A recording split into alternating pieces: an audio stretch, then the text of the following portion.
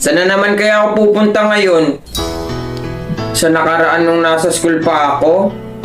Kaso kawawa ako dati sa school eh. Pero sige. Uy, dito na ako. Di naman to school ah. Ice cream kayo dyan, ice cream. Uy, ice cream. Paborito ko yun ah. Lola, pabili pa ako isa. Oh, ito. Thank you po. Ako din po kuya oh. O ikaw din. O ito. Uy, thank you po. O ikaw bata, bibili ka ba? Ay, hindi po. Wala po kasi ako pera eh. Ah, ganun ba? Kuya, bigyan mo siya. Ako babayad ah. Oo, sige. O ito bata, bigyan niya.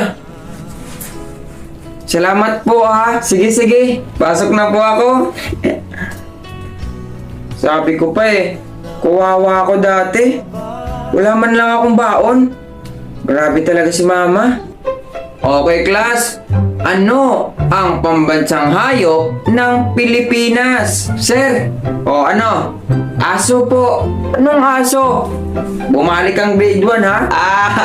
Aso daw. Dapat ang sagot pusa eh. Di ba tol? Oo nga, pusa sagot. Grabe. Nakakahiya pala ako dati. O pas, gasis na pala. O sige, maiwan ko muna kayo ha. Mag-email pa ako eh.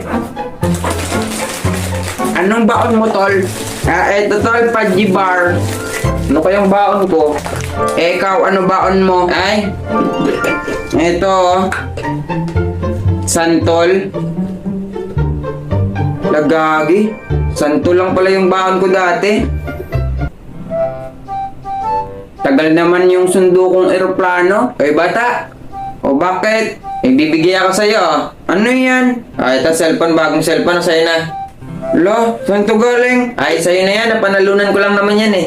Saan? O, kung gusto mo pa ng isa, ang gawin mo, check mo lang yung link na nasa bio ko. Ah, sige, salamat ha. O, sige, uwi ka na. Okay. Day 2.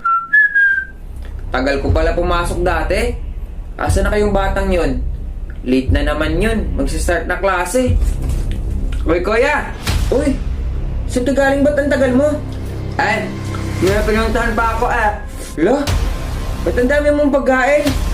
May baon ka na. Ay, oo. Pinalit ko kasi yung binigay mo na cellphone dito. Ha? Pinalit mo yung iPhone 14? Oo. Ano ba yon?